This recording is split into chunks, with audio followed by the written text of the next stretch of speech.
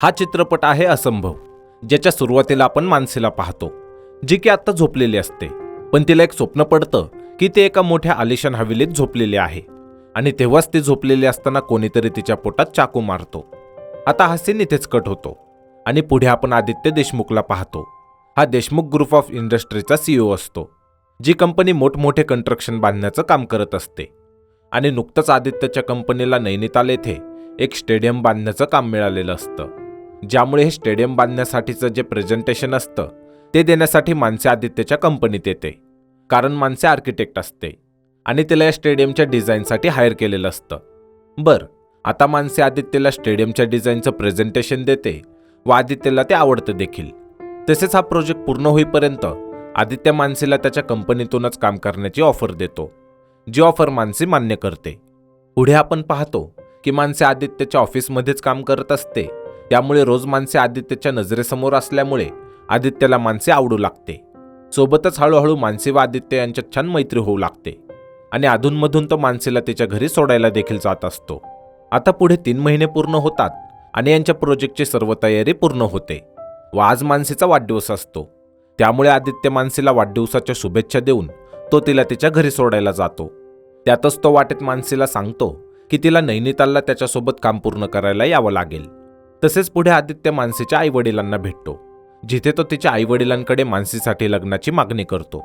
पण मानसी लग्नाला नकार देते, ज्यामुळे आदित्यला खूप दुःख होतं. पण आदित्य इथून जात असताना मानसी त्याला म्हणते की जरी तुम्ही मला लग्नासाठी विचारलं असलं आणि मी नकार दिला असला तरी मी नैनितालला स्टेडियमचं काम करण्यासाठी येईल. यानंतर आपण या दोघांना नैनितालला पाहतो, जिथे यांच्या स्वागतासाठी एक पार्टी ठेवलेली असते आणि त्याच पार्टीमध्ये आदित्य मानसीला सॉरी बोलतो, ज्यावर मानसी आदित्यला म्हणते की तिचं लग्नाला नाही म्हणण्यामागे एक कारण आहे, जे कारण ते आदित्यला सांगू शकत नाही. ज्यावर आदित्य म्हणतो की ती स्वतः जोपर्यंत ते कारण सांगणार नाही तोवर तो सुद्धा तिला ते कारण विचारणार नाही. तसेच पुढे आपण पाहतो की त्याच रात्री मानसी अचानक जोरात ओरडू लागते, ज्यामुळे आदित्य घाबरतो आणि तिच्या रूमकडे येतो. त्याचबरोबर सर्व स्टाफ तिथे जमा होतो. इथे आदित्य दरवाजा खोलून आत जातो आणि मानसीला जागी करतो. आता मानसी खूप घाबरलेली असते, ती त्रासाने कळकळत असते आणि जेव्हा ती जागी होते तेव्हा आदित्य तिला काय झालं हे विचारतो, पण ती काहीच सांगत नाही, ज्यामुळे शेवटी आदित्य तिथून निघून जातो. दुसऱ्या दिवशी आदित्य मानसीला मीटिंगचं खोटं कारण सांगून बाहेर घेऊन जातो, जिथे तो तिला होत असलेल्या त्रासाबद्दल विचारतो. ज्यावर मानसी आदित्यला सांगते की तिला एक स्वप्न पडतं, ज्यात तिला एक हवेली दिसते आणि त्या हवेलीमध्ये एका खोलीत तिच्याच सारखी दिसणारी एक मुलगी झोपलेली असते. पण तेव्हाच अचानक तिथे कोणीतरी येऊन तिच्या तोंडावर उशी ठेवून तिचं तोंड दाबतं, ज्यामुळे इकडे माझा श्वास गुदमरतो. तसेच स्वप्नात तिच्या पोटात तो व्यक्ती चाकू खूप असतो, ज्यामुळे इकडे मानसीला त्रास होतो, इतका की तो त्रास तिला सहन होत नाही व याच कारणामुळे ती लग्नाला नाही म्हणाली होती, कारण तिच्या स्वप्नाचा त्रास तिच्या नवऱ्याला होऊ नये. यावर आदित्य म्हणतो की हे जर लग्नानंतर झालं असतं तर तू किंवा मी तुला सोडलं असतं, पण आता त्याला हे कारण माहीत झालं आहे तर तो तिला यातून बाहेर काढेल व तिला बरं करेल, असं वचन तो देतो आणि मानसी आता लग्नाला तयार होते. पुढे हे दोघे जेव्हा तिथून निघतात तेव्हा गाडीतून जात असताना त्याच वेळी अचानक मानसीची नजर गाडीतून बाहेर एका हवेलीवर पडते आणि ही हवेली अगदी तशीच असते जशी हवेली मानसीला नेहमी तिच्या स्वप्नात दिसते. इथे मानसी लगेच गाडीतून उतरून पळत त्या हवेलीकडे जाते. मानसी हवेलीसमोर जाऊन उभी राहते आणि आदित्यला सांगते की आधी या हवेलीसमोर काय काय होतं. तसेच ती त्या हवेलीच्या आत जाते. त्याच्या आत त्या हवेलीचा मालक असतो. तो आदित्यला विचारतो की हे सगळं काय चाललंय. त्यावर आदित्य त्याला सांगतो की मानसीला काहीतरी आठवतंय म्हणून ती असं करते. इथे मानसीला जसं स्वप्नात दिसत असतं तसतशी ती त्या हवेलीत चालायला लागते आणि शेवटी ती त्या खोलीपर्यंत जाऊन पोहोचते, जिथे ती तिच्या सारख्या मुलीला झोपलेले पाहत असते. इथे पुन्हा तिला समोर तेच दिसतं जे ती स्वप्नात पाहत असते. समोर ती स्वतःला बघते आणि पुन्हा तिला कोणीतरी उशी तोंडावर ठेवून मारण्याचा प्रयत्न करताना दिसतं व तिच्या पोटात चाकू खूप असतो. हे दृश्य समोर बघून मानसीच्या पोटात त्रास व्हायला सुरू होतो आणि मानसी तिथेच बेशुद्ध पडते. तसेच हे सगळं बघून आदित्य घाबरतो व तिला शांत करून तो आधी हवेलीच्या बाहेर घेऊन येतो व तिथून पुन्हा हॉटेलवर घेऊन जातो. पुढे आपण पाहतो की आदित्य त्याच्या सत्यजित नावाच्या एका मित्राला फोन करतो आणि त्याला नैनितालला बोलावून घेतो. सत्यजित हा सायकॅट्रिस्ट म्हणजेच मानसोपचार तज्ज्ञ असतो आणि मानसीचा उपचार करण्यासाठीच आदित्यने याला बोलावलेलं असतं. इथे सत्यजित मानसीला भेटून तिला नक्की काय त्रास होतो हे विचारतो. तसेच मानसी तिला स्वप्नात जे काही दिसतं त्यातल्या बारीक बारीक गोष्टी सुद्धा ती सत्यजितला सांगते. सत्यजित तिला हेही विचारतो की यापूर्वी तिने कधी ती हवेली पाहिली होती का, कुठे इंटरनेटवरती फोटो वगैरे. त्यावर मानसी नाही म्हणते. व त्यानंतर मानसी सत्यजितला हे सुद्धा सांगते की जेव्हा तिला स्वप्न पडतं तेव्हा तिला त्या स्वप्नातून स्वतःहून बाहेर पडता येत नाही. तिला कोणीतरी जागं करावं लागतं आणि तेव्हाच ती जागे होते. तसेच त्यानंतर 3-4 दिवस तिच्या पोटात खूप दुखत राहतं. आता सत्यजितला ती हवेली बघायची असते. त्यामुळे आदित्य त्याला त्या हवेलीत घेऊन जातो, जिथे आदित्य त्या हवेलीच्या मालकाला त्याची ओळख सांगतो की तो एका कंपनीचा मालक आहे व इथे नैनितालला तो स्टेडियम बांधण्यासाठी आलेला आहे. तसेच या हवेलीच्या मालकाचं नाव रणजित टिल्लो असतं, ज्याच्याकडून आदित्य त्याची हवेली बघण्याची परवानगी घेतो व सत्यजित हवेली पाहायला लागतो. सोबतच आदित्य त्याला विचारतो की इथे तुम्ही कधी राहायला आलात, ज्यावर रणजित सांगतो की ही हवेली पूर्वी सेहगल यांची होती, पण मी ती 1999 मध्ये विकत घेतली आणि तेव्हापासून मी इथे राहतो. आता सत्यजित जेव्हा हवेली बघत असतो तेव्हा त्या हवेलीत सर्व गोष्टी अगदी तशाच असतात जशा मानसीने त्याला सांगितल्या होत्या, ज्यामुळे सत्यजितला हा विश्वास पटतो की मानसीला पडणारी स्वप्न खरी आहेत. पण तो या विचारात पडतो की मानसीला हे सगळं कसं माहीत, जे तिने कधी पाहिलेलंच नाही, व त्याबद्दल ती एवढ्या बारकाईने कसं काय सांगू शकते. पुढे तिथून निघाल्यानंतर सत्यजित आदित्यला सांगतो की मानसीने जे काही सांगितलं त्यावर त्याचा विश्वास बसलाय आणि त्याला असं वाटतं की हा सगळा तिच्या मागच्या जन्माचा खेळ आहे, म्हणजेच मानसीचा पुनर्जन्म झाला आहे. पण यावर आदित्य विश्वास ठेवत नाही. तरीही सत्यजित त्याला सांगतो की जर तिला बरं करायचं असेल तर नक्की काय घडलंय हे आपल्याला तिच्या मागच्या जन्मात जाऊन बघावं लागेल, व त्यासाठी तो तिला हिप्नोटाईज करायचं ठरवतो. आधी तर आदित्य या गोष्टीला नकार देतो, पण मानसीचा विचार करून तो तयार होतो. तसेच सत्यजित मानसीला याबद्दल सांगतो आणि ती सुद्धा यासाठी तयार होते. यानंतर सत्यजित मानसीला हिप्नोटाईज करण्यासाठी बसवतो आणि तिथेच आदित्य देखील असतो. त्याचबरोबर हळूहळू सत्यजित मानसीला हिप्नोटाईज करून मागच्या जन्मात पाठवतो, जिथे आपण पाहतो की मानसीचे लग्न सुरू असते व या लग्नाचा अंतरपाठ जेव्हा बाजूला काढतात तेव्हा अंतरपाठाच्या दुसऱ्या बाजूला आदित्यच उभा असतो. म्हणजेच या जन्मात सुद्धा मानसीचे लग्न आदित्यसोबतच झालेलं असतं. तसेच पुढे जाऊन आपल्याला कळतं की मागच्या जन्मात मानसीचे नाव उर्मिला आणि आदित्यचं नाव माधव होतं. माधव हा लग्न करून उर्मिलाला नैनितालला घेऊन जाणार असतो, कारण त्याची नोकरी नैनितालला असते. तसेच पुढे लग्न झाल्यानंतर माधव उर्मिलाला घेऊन नैनितालला येतो, जिथे गाडीतून उतरल्यावर उर्मिला खूप मोठी हवेली पाहते आणि ही तीच हवेली असते जी मानसीला स्वप्नात दिसत असते. खरं तर माधव उर्मिलाला त्याच हवेलीत राहायला घेऊन आलेला असतो आणि माधव जेव्हा उर्मिलाला घेऊन हवेलीच्या दारात जाऊन उभा राहतो तेव्हा या हवेलीत राहणारी साधना मॅडम बाहेर येते आणि ते माधवला ओरडायला लागते, कारण माधवने तिला त्याच्या लग्नात बोलावलेलं नव्हतं. खरं तर साधना माधवची मॅडम असते. माधव तिच्याकडेच कामाला असतो. तेव्हाच माधव साधनाला सांगतो की त्याच्या वडिलांची तब्येत बिघडली होती, म्हणूनच त्याला घाईत लग्न करावं लागलं. आणि इथे आपल्याला माहीत होतं की साधना सुद्धा मराठी आहे, पण लग्नानंतर साधना सेहगल झाली. त्याचबरोबर साधना इथे उर्मिला व माधवला घरात घेते व घरात आल्यानंतर उर्मिला साधनाच्या मुलाला भेटते, ज्याचं नाव संजू असतं आणि हा 11-12 वर्षाचा मुलगा असतो. तसेच संजूला माधवचा खूप लळा असतो. आता उर्मिला ही हवेली बघून खूप खुश झालेली असते. ती माधवला विचारते की आता आपण इथेच राहणार आहोत का. त्यावर माधव तिला सांगतो की साधना मॅडमकडे कामाला लागल्यापासून तो इथेच राहतो आणि इथून पुढे आपण इथेच राहणार आहोत. आता एवढ्या मोठ्या घरात राहणार म्हणून उर्मिला आनंदी असते. त्यात तिला साधना मॅडमचा स्वभाव फार आवडतो आणि संजू सुद्धा. ती माधवला विचारते की साधना मॅडमचा नवरा कशाने गेला. तेव्हा माधव तिला सांगतो की त्यांचा कार ॲक्सिडेंट झाला होता आणि त्यामध्येच तो गेला व तेव्हापासून साधना मॅडमचा सर्व बिझनेस व संजूला त्या एकट्याच बघतात. जसा हळूहळू वेळ जातो तसा माधव आणि उर्मिलाचा संसार इथे चांगला सुरू असतो व हे सर्व काही मानसी बघत असतानाच सत्यजित तिला तिच्या मागच्या जन्मातून या जन्मात पुन्हा आणतो. तसेच मानसी आदित्यला बघून खूप आनंदी होते आणि त्याला हे सांगते की तू मागच्या जन्मातही माझा नवरा होतास आणि या जन्मातही आपण सोबत आहोत. तसेच आदित्य सुद्धा समोर बसून हे सर्व ऐकत असतो व तो सुद्धा हे ऐकून खूप आनंदी असतो की मानसीचं आणि त्याचं नातं मागच्या जन्मापासूनचं आहे. तसेच इथे आदित्यला वाटतं की मानसी आता बरी झाली आहे, त्यामुळे तो सत्यजितला म्हणतो की त्याला असं वाटत आहे की मानसी आता बरी झाली आहे. पण सत्यजित त्याला हे सांगतो की ही आत्ताशी सुरुवात आहे, मानसी अजून पूर्णपणे बरी झालेली नाही. पण आदित्य सत्यजितचं ऐकत नाही. सोबतच सत्यजित त्याला हेही सांगतो की अजून एक सेशन यांना करावं लागेल. त्यावर आदित्य चिडून म्हणतो की मग तू त्या एकाच सेशनमध्ये सर्व काही का विचारून घेतलं नाहीस. त्यावर सत्यजित म्हणतो की कधी कधी अशी भीती असते की तो माणूस त्याच जन्मामध्ये रमून जाईल आणि त्यामुळेच मी मानसीला त्यातून लवकर बाहेर काढलं. पण आदित्य मात्र आता दुसरे सेशन करायचे नाही असे म्हणतो, कारण त्याच्या मते मानसी बरी झाली आहे. पण पुढे त्याच रात्री पुन्हा मानसीला त्रास होतो व तिला पुन्हा तेच स्वप्न पडतं, ज्यामुळे दुसऱ्या दिवशी आदित्य सत्यजितला भेटतो आणि त्याला विचारतो की दुसरे सेशन कधी करायचे आहे ते तूच सांग, कारण मानसीला पुन्हा त्रास झाला. आता यावेळी मात्र सत्यजित आदित्यला म्हणतो की हे सेशन आपल्याला हवेलीतच जाऊन करावं लागेल. त्याच खोलीत त्याच बेडवरती तिला झोपून ते सेशन करावं लागेल. त्याचबरोबर आदित्य त्या हवेलीच्या मालकाला म्हणजेच रणजित सिंग टिल्लो सोबत बोलून घेतो आणि तोही तिथे त्यांना येण्याची व ते सेशन करण्याची परवानगी देतो.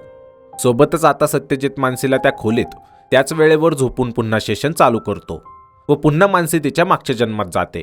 पुढे आपण पाहतो की उर्मिला जेव्हा बाजारात फिरत असते तेव्हा अचानक एक माणूस तिला आवाज देत थांबवतो आणि तिला विचारतो की तू माधवचीच बायको आहेस का, ज्यावर उर्मिला हो म्हणते. तसेच त्यावर तो तिला म्हणतो की मला तुझ्याशी बोलायचंय. उर्मिला खूप घाबरते आणि तिथून पळून हवेलीत येते. आता घाबरलेली उर्मिला हवेलीत येऊन माधवला सगळं काही सांगायला सुरुवात करते. इथे उर्मिला माधवला सांगते की बाजारात तिला एक माणूस भेटला होता आणि ओळख नसतानाही तो तिच्याशी बोलण्याचा प्रयत्न करत होता. जे ऐकून साधना म्हणते की हे गाव लहान आहे, त्याने तुला कुठेतरी माधवसोबत एकत्र पाहिलं असेल, असे बोलून ती उर्मिलाला शांत करते. पण उर्मिला माधवला वरती रूममध्ये यायला सांगते. तसेच माधव रूममध्ये जातो आणि उर्मिलाला समजावतो. त्यातच तो उर्मिलाला सांगतो की तो साधना मॅडम सोबत राणीखेतला चालला आहे, कारण तिथे त्यांचं एक महत्त्वाचं काम आहे. ज्यावर उर्मिला त्याच्यासोबत येण्याचा हट्ट धरते. पण माधव तिला समजावून सांगतो की संजू घरी एकटाच राहील व त्याच्याकडे तू लक्ष दे. मी सकाळी जाऊन संध्याकाळी लगेच घरी येणार आहे. ज्यावर उर्मिला तिचा हट्ट सोडते आणि घरीच थांबायचं ठरवते. तसेच दुसऱ्या दिवशी माधव व साधना राणीखेतला जातात. आता संजूला शाळेत सोडताना जेव्हा डबा देण्यासाठी उर्मिला घराबाहेर येते तेव्हा तिला पुन्हा तोच माणूस भेटतो जो बाजारात तिला भेटला होता. तो पुन्हा उर्मिलाशी बोलण्याचा प्रयत्न करतो, जिथून उर्मिला निघून जाण्याचा प्रयत्न करते. तेव्हाच तो तिला सांगतो की तो साधनाचा लीगल ॲडवायझर होता. माधवच्या आधी तोच साधनाचं सर्व काम पाहायचा. तो सांगतो की माधव आणि साधना तुझ्याशी खोटं बोलले आहेत. ते कोणत्या कामासाठी नाही तर एकमेकांसोबत वेळ घालवण्यासाठी राणीखेतला गेले आहेत. जेव्हा तो साधनाचा लीगल ॲडवायझर होता तेव्हा तो आणि साधना सुद्धा साधनाच्या नवऱ्याला कळू नये म्हणून गपचूप राणीखेतला काम आहे असं सांगून जायचे व तिथे दोघे सोबत राहायचे. अर्थात तो सांगतो की माधव आणि साधनाचा अफेअर सुरू आहे. आता हे ऐकून उर्मिला विचारात पडते व तसेच रात्री माधवला उर्मिलाचा फोन येतो आणि तो तिला सांगतो की तो व साधना मॅडम आज रात्री येऊ शकणार नाही, कारण त्यांचं इथलं काम संपलेलं नाही. काम पूर्ण होण्यासाठी आणखी एक तरी दिवस लागेल. आम्ही उद्या सकाळी येऊ. जे ऐकून उर्मिलाला तो भेटलेला माणूस जे काही बोलला होता त्यावर विश्वास बसतो. सोबतच साधनाही तिच्याशी फोनवर बोलते. पण उर्मिलाला राग आलेला असतो व तिला हेच वाटतं की साधना आणि माधव हे तिच्याशी खोटं बोलून तिकडे एकमेकांसोबत वेळ घालवण्यासाठी गेले आहेत. तसेच इथे ती साधना, संजू आणि माधव या तिघांचा एक फॅमिली फोटो पाहते आणि हा फोटो बघून उर्मिलाला खात्री पटते की माधव तिला फसवत आहे. त्याचबरोबर दुसऱ्या दिवशी माधव घरी येतो, पण घरी आल्यावर तो हवेलीच्या बाहेर संजूसोबत खेळत बसतो.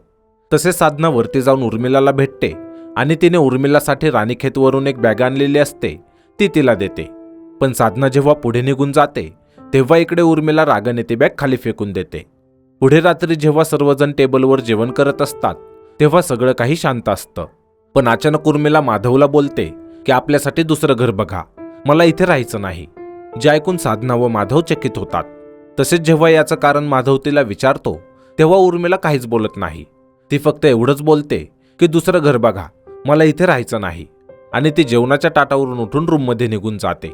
आता माधव तिच्या मागे जातो आणि तिला विचारतो काय झालं, ज्यावर उर्मिला म्हणते की मी या मागचं कारण सांगणार नाही, पण तुम्ही समजून जा की मी असं का म्हणाले आहे. पण माधवला काही समजत नाही, ज्यामुळे तो रूममधून खाली निघून येतो. तसेच उर्मिला बराच वेळ माधवची वाट बघते, पण माधव रूममध्ये येतच नाही, ज्यामुळे शेवटी उर्मिला त्याला शोधायला खाली येते. आणि जेव्हा ती एका खोलीत जाते तेव्हा ती पाहते की माधव आणि साधना एकमेकांच्या खूप जवळ आले आहेत. माधव खुर्चीवर बसलेला असतो आणि साधना उभी असते. पण या सगळ्याचा उर्मिला वेगळाच अर्थ घेते. तिला असं वाटतं की यांच्यात काहीतरी वेगळं सुरू होतं, जे बघून ती चिडते. पण साधना खूप नॉर्मली बोलते की तू वाईन पिणार आहेस का. त्यावर उर्मिला भान सोडून बोलते की तुमच्यात जे काही चाललंय ते मला कळालं आहे. आता मी हे सगळं माझ्या आणि तुमच्या घरी सांगणार व गावात सगळीकडे सांगणार की तुम्ही माझ्या नवऱ्यासोबत कसे वागत आहात. तसेच ती रागाने तिथून निघून जाते. आता साधना माधववर चिडते आणि त्याला म्हणते की तिला समजावू, इथे माझी इज्जत आहे. तसेच माधव रागात उर्मिलाकडे जातो, जिथे तो पाहतो की उर्मिला खोलीत बॅग भरत असते. इथे माधव उर्मिलाला समजावतो की साधना आणि त्याच्यामध्ये कोणतंही वाईट नातं नाही, तू उगाच आमच्यावर संशय घेऊ नकोस. पण उर्मिला काहीच ऐकत नाही. ती खूप चिडलेली असते. माधव तिला सांगतो की आत्ताच खाली चल आणि साधनाची माफी माग. पण उर्मिला माफी मागायला नकार देते आणि साधनासाठी वाईट शब्द वापरते, जे ऐकून माधव चिडतो आणि उर्मिलाच्या कानाखाली मारतो. तसेच तो रागाने तिथून निघून जातो. आता उर्मिला खूप रडते आणि नंतर त्याच खोलीत झोपून जाते, जिथे आत्ता खोलीत ते एकटेच असते. तेव्हाच आपण पाहतो की त्या खोलीत कोणीतरी येतो आणि उर्मिलाच्या तोंडावर उशी ठेवून आधी तिचं तोंड दाबतो व तिच्या पोटात चाकू खुपसतो. तसेच पुढे आपण पाहतो की जेव्हा तिच्या तोंडावरची उशी बाजूला होते तेव्हा उर्मिला पाहते की उशी आणि चाकू माधवच्या हातात होता. म्हणजेच उर्मिलाला चाकू मारणारा माधव होता, जे समोर बघून उर्मिला तिथेच जीव सोडते. आणि हे सगळं मानसी बघत असतानाच इकडे अचानक ओरडत ती जागी होते व त्या स्टेशनमधून ती बाहेर पडते. तसेच ती जोरात ओरडायला लागते, ज्यामुळे आदित्य तिला भानावर आणण्याचा प्रयत्न करतो. पण ते आदित्यला समोर बघून त्यालाच घाबरून म्हणते की तूच मला मारून टाकलंस, जे बघून आदित्यला काहीच सुचत नाही. आता सत्यजित आदित्यला समजावतो की मानसीने जे पाहिलं आहे त्यामुळे ती घाबरले आहे. तू तिला मागच्या जन्मी मारला आहे असं तिला वाटतंय, ज्यामुळे तिला तू खुनी वाटतोस. तिला थोडा वेळ दे. त्याचबरोबर आदित्यलाही सत्यजितचं बोलणं पटतं. पण पुढे हळूहळू मानसीचं वागणं बदलतं. ते आदित्यला टाळायला लागते व या सर्व गोष्टींचा आदित्यला त्रास होतो, पण त्याला काहीच करता येत नाही. आणि त्या रात्री पुन्हा मानसीला स्वप्न पडतं व ती घाबरून ओरडते. म्हणजेच एवढं सगळं करूनही काहीच फायदा झाला नाही हे आदित्यला दिसतं. आता दुसऱ्या दिवशी आदित्य मानसी आणि सत्यजितला भेटायला बोलावतो, जिथे तो या दोघांना सांगतो की मानसीला रात्री पुन्हा त्रास झाला. म्हणजेच उर्मिलाचा खून कोणी केला हे कळूनही तिला त्रास होतच आहे. त्यामुळे मानसीला मागच्या जन्मात जे काही दिसलं हे खरं आहे का हे माहीत करण्यासाठी मी इथल्या पोलीस स्टेशनला गेलो होतो. आणि तेव्हाच्या म्हणजेच 1984च्या सर्व फाईल्स मी पाहिल्या व त्यात मला माधव आणि उर्मिलाच्या केसची फाईल सापडली. आणि मला खात्री पटली की जे मानसीला दिसलं ते खरं होतं. सोबतच आदित्य हे देखील सांगतो की त्यावेळी माधवला जेव्हा अटक करण्यात आली होती आणि माधव पोलीस रिमांडमध्ये होता तेव्हा माधवने तिथेच आत्महत्या केली, जे ऐकून मानसी आणि सत्यजित दोघांनाही धक्का बसतो. तसेच माधव सत्यजितला हेही म्हणतो की जशी मानसी पुन्हा एक स्त्री होऊन उर्मिलाच्या रूपाने परत जन्माला आले आहे, तसा मी देखील माधव म्हणून मागच्या जन्मात होतोच.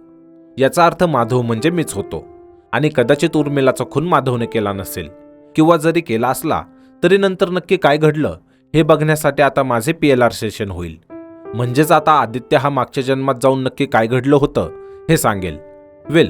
पुढे आदित्यचं सेशन सुरू होतं आणि तो मागच्या जन्मात जातो, जिथे आपण पाहतो की आदित्य हाच माधव असतो. आणि माधवची स्टोरी तिथून सुरू होते जेव्हा आदित्य साधनाकडे कामाला लागला होता व आत्ता उर्मिलासोबत माधवचं लग्न झालं नव्हतं. इथे आपण पाहतो की माधव साधनाच्या घरी नोकरीसाठी एक लेटर घेऊन येतो.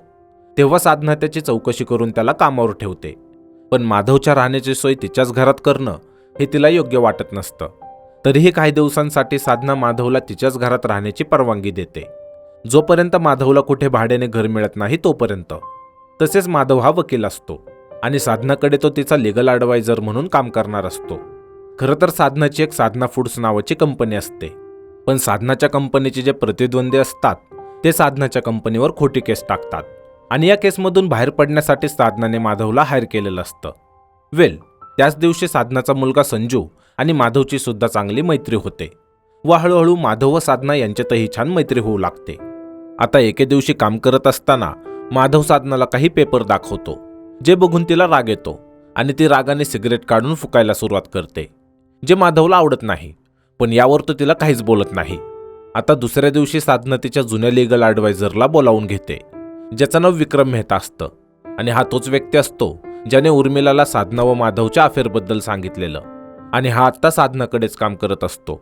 खरं तर साधनाच्या कॉम्पिटिटर्सने साधनाच्या कंपनीवर फूड पॉयझनिंगची खोटी केस टाकलेली होती आणि कोर्टात अपोजिशनने साधनाच्या कंपनीच्या क्वालिटी कंट्रोलची चुकीची माहिती दिलेली होती व ती माहिती चुकीची दिली हेच माधव शोधून काढतो, ज्यामुळे साधना आता केस जिंकू शकेल. पण ही माहिती काढणं विक्रमचं काम होतं आणि साधनाला इथे जाणवतं की हे विक्रमने मुद्दाम केलं, जेणेकरून कोर्टात साधना ही केस हरावी व यामुळे साधना विक्रमला कामावरून काढून टाकते.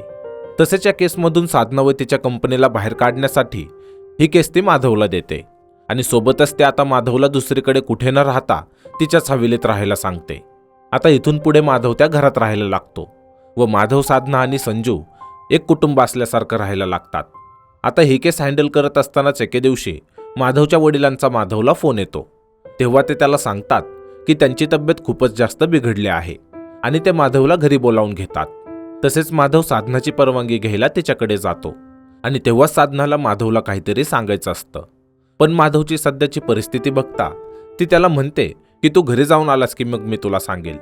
आपल्याला इथे दिसतं की साधनाला माधव आवडायला लागला आहे, पण ती तिच्या मनातली गोष्ट त्याला सांगत नाही.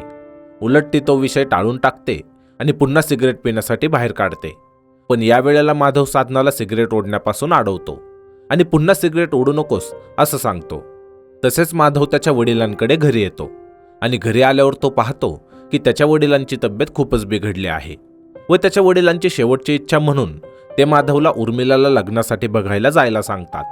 तसेच पुढे माधव उर्मिलाला बघतो आणि त्याला उर्मिला पसंत पडते. सोबतच त्यांचं लग्न होतं.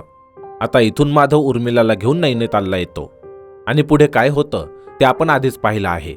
त्यामुळे सरळ आपण तो दिवस पाहू जेव्हा माधव आणि साधना राणीखेतला जाणार होते आणि आत्ता विक्रमने उर्मिलाला यांच्या अफेअरबद्दल सांगितलं होतं. खरं तर आत्ता साधनाच्या कंपनीच्या केसच्या संदर्भात हे दोघे राणीखेतला जाणार होते. हे मानसीला दिसलं होतं आणि आपणही पाहिलं. पण माधव आणि साधना हे तिथे राहिले याचा अर्थ उर्मिला वेगळा घेते. त्याचबरोबर माधव आणि साधना ज्या हॉटेलमध्ये राहतात तिथे माधव आणि साधनाची रूम वेगवेगळी होती, जिथून माधव उर्मिलाला फोन करून सांगतो की ते राणीखेतला थांबत आहेत. त्यानंतर साधनाही तिच्याशी बोलते. तसेच पुढे ती माधवकडे फोन देते, पण त्याआधीच उर्मिलाने फोन ठेवलेला असतो. त्यामुळे माधव आणि उर्मिलाचं पुढे बोलणं झालंच नाही, कारण तोपर्यंत उर्मिलाने गैरसमज करून घेतलेला असतो. आता दुसऱ्या दिवशी माधव आणि साधना जेव्हा घरी येतात तेव्हा संजू माधवकडे जातो आणि माधवला त्याच्यासोबत हवेलीच्या बाहेर खेळायला फोर्स करतो. माधव त्याला सांगत असतो की एकदा मी उर्मिलाला भेटून येतो, पण संजू ऐकत नाही. तसेच संजूच्या हट्टामुळे माधव खालीच त्याच्यासोबत खेळत बसतो. पण उर्मिलाला वाटतं की माधव तिला मुद्दाम भेटायला आला नाही आणि हाच राग ती डोक्यात घेऊन बसते. त्यानंतर जेवताना उर्मिला माधवला दुसरं घर बघायला सांगते. जे माणसाने तिच्या मागच्या जन्मात पाहिलं होतं तेच सर्व काही माधवलाही दिसतं. इथे माधव तिला विचारतो की घर का सोडायचं, पण ती त्याला काही सांगायला तयार नसते. त्यानंतर माधवला हे दिसतं की जेव्हा तो साधनाला उर्मिलाबद्दल समजावायला जातो की त्या असं का वागते ते कळत नाही, तेव्हा साधना त्याला समजावण्याचा प्रयत्न करते आणि तो शांत व्हावा म्हणून त्याला वाईन पिण्यासाठी देते.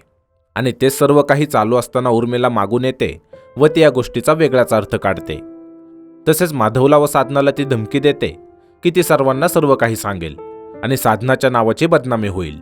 तसेच गावात साधनाचं नाव खराब होईल, त्यामुळे ती माधववरती चिडते आणि त्याला सांगते की तिला समजाव. त्याचबरोबर माधव उर्मिलाला समजावण्याचा खूप प्रयत्न करतो की त्याच्यात आणि साधनामध्ये कोणतंही वाईट नातं नाही, पण उर्मिला काही ऐकून घेत नाही. जे मानसीने पाहिलं होतं तेच सर्व काही ते माधवला दिसतं. आता माधव उर्मिलाला साधण्याविषयी वाईट बोलल्यामुळे कानाखाली मारतो. तसेच तो बाल्कनीत येऊन उभा राहतो. बराच वेळ माधव तिथे विचार करत थांबलेला असतो. त्याने उर्मिलाला कानाखाली मारली या गोष्टीचं त्याला वाईट वाटत असतं, म्हणून तो पुन्हा उर्मिलाशी बोलण्यासाठी त्याच्या खोलीत येतो. पण तिथे आल्यानंतर तो उर्मिलाला वेगळ्याच अवस्थेत पाहतो. तिच्या तोंडावर उशी असते आणि पोटात सुरा खुपसलेला असतो, जे पाहून तो धावत जाऊन पोटातला सुरा काढतो आणि तोंडावरची उशी देखील. आणि तेव्हाच उशी काढल्यावर उर्मिला समोर माधवला पाहते व त्याच्या हातात सुरा बघून उर्मिलाला वाटतं की तिला माधवनेच मारलं. त्याचबरोबर हे सगळं सुरू असतानाच तिथे साधना येते आणि तीही समोर माधवला बघते.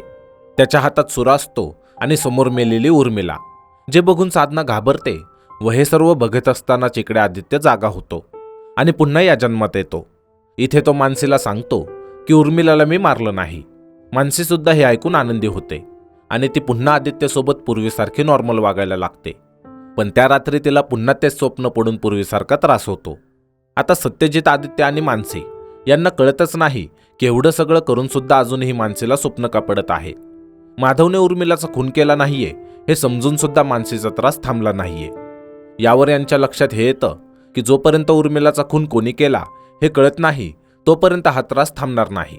ज्यामुळे साधना सध्या कुठे आहे हे माहीत करून घेण्यासाठी ते पुन्हा हवेलीवर जातात आणि तिथे रणजितला विचारतात की हवेली त्याला कोणी विकली.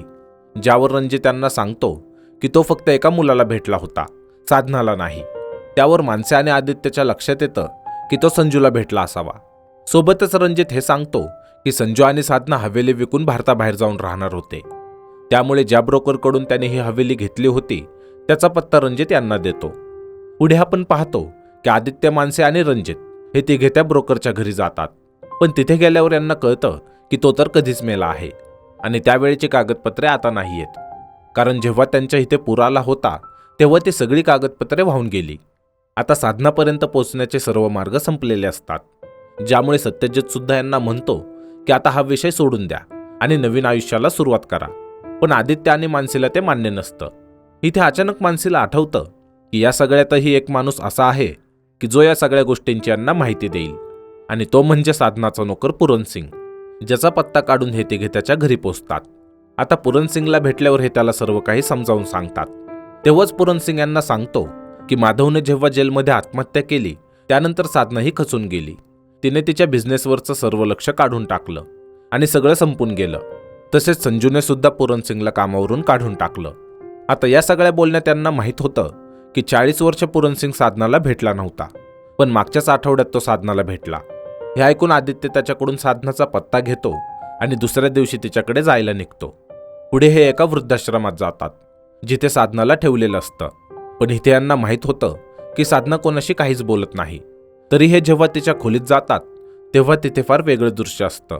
साधना खूप वयस्कर झालेली असते. इथे साधनाला आवाज देतात पण ती काहीच बोलत नाही.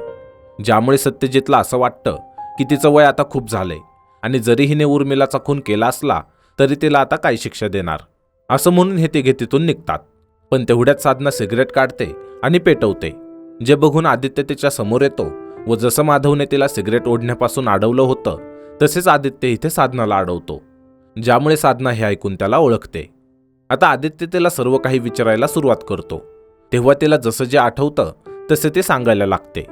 ती यांना सांगते की त्या रात्री जेव्हा माधव साधनाला सुट्टी मागायला आला होता तेव्हा ती माधवला लग्नासाठी विचारणार होती, पण तिने विचार केला की याबद्दल ती माधवला नंतर विचारेल. पण पुढे माधव जेव्हा परत आला तेव्हा तो उर्मिलासोबत लग्न करून आला, जे बघून साधना खूप चिडली. तिला या सर्व गोष्टींचा त्रास झाला, पण तरीही तिने सर्व काही मान्य करून उर्मिलाला घरात घेतलं आणि तिच्या भावना कधीच पुढे येऊ दिल्या नाहीत. पण एवढं चांगलं वागून सुद्धा उर्मिलाने तिचा अपमान केला. तिने राणीखेतहून आणलेली बॅग देखील उर्मिलाने फेकून दिली, जे बघून तिला खूप त्रास झाला. आता यावर मानसी म्हणते की तुम्ही उर्मिलाला मारून टाकलं. यावर साधना सांगते की तिने उर्मिलाला मारलं नाही. उलट जेव्हा ती माधव आणि उर्मिलाच्या खोलीत गेली तेव्हा तिने माधवच्या हातात सुरा पाहिला आणि पोलिसांना बोलावून माधवला अटक करून दिलं. त्यानंतर अचानक एक दिवस विक्रम तिच्या हवेलीत आला आणि साधनाला त्रास द्यायला लागला. तिला अश्लील बोलायला लागला व तिच्यासोबत जबरदस्ती करायला लागला. पण इतक्यात संजूने मागून त्याच्यावर सुरीने वार केला आणि विक्रमला तिथून पळवून लावलं. पण संजूचं हे रूप बघून मी घाबरले. त्याच्या हातातला सुरा घेऊन मी एका खोलीत जाऊन स्वतःला आत कोंडून घेतलं. तसेच संजूने तिची माफी मागितली आणि त्यातच त्याने मला सांगितलं की साधनासोबत जेव्हा कोणी वाईट वागतं आणि तिचा अपमान करतं तर त्याला ते सहन होत नाही. विक्रमने तेच केलं म्हणून मी त्याला मारलं. तसेच तो बोलताना हेही बोलला की त्या उर्मिलाने सुद्धा तुझा खूप वेळा अपमान केला म्हणून मी तिलाही मारून टाकलं. आता साधना पोलिसांना याबद्दल काहीच सांगत नाही, कारण संजूशिवाय तिचं कोणीच नव्हतं. पण शेवटी माधवचा विचार करून जेव्हा ती पोलिसांना कळवायला निघाली तेव्हाच पोलीस स्टेशनमधून फोन आला आणि साधनाला बातमी मिळाली की माधवने आत्महत्या केली, जे ऐकून ती खूप खचून गेली.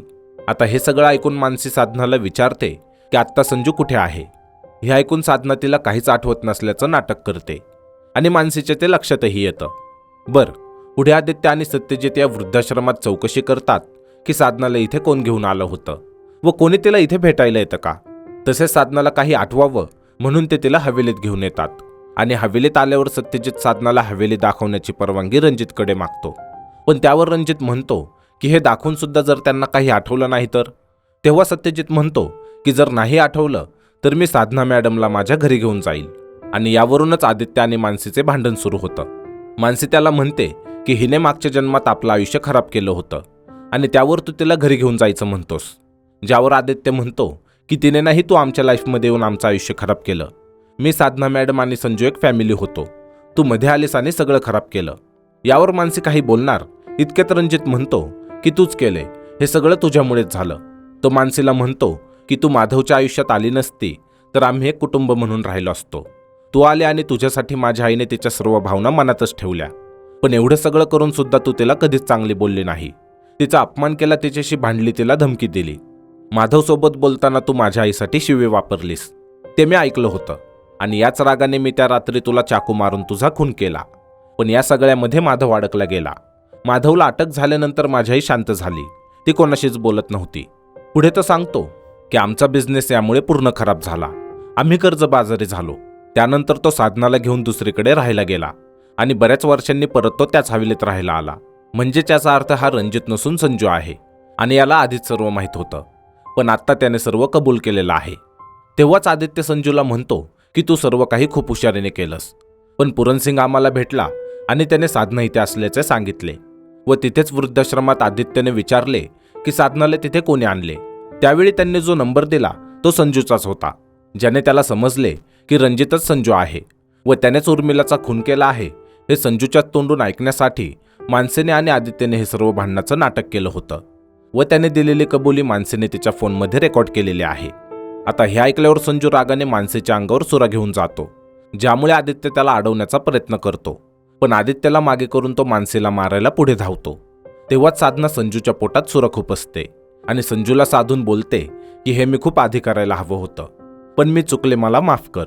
पुढे सत्यजित, आदित्य आणि मानसी या तिघांनी कोर्टात साक्ष दिल्याने साधनावरती आलेला खुनाचा आरोप सिद्ध होत नाही आणि ती निर्दोष ठरते. तसेच उर्मिलाचा खून कोणी केला हे कळाल्यानंतर मानसीला पडणारी स्वप्नसुद्धा बंद होतात आणि अखेर सर्व काही ठीक होतं.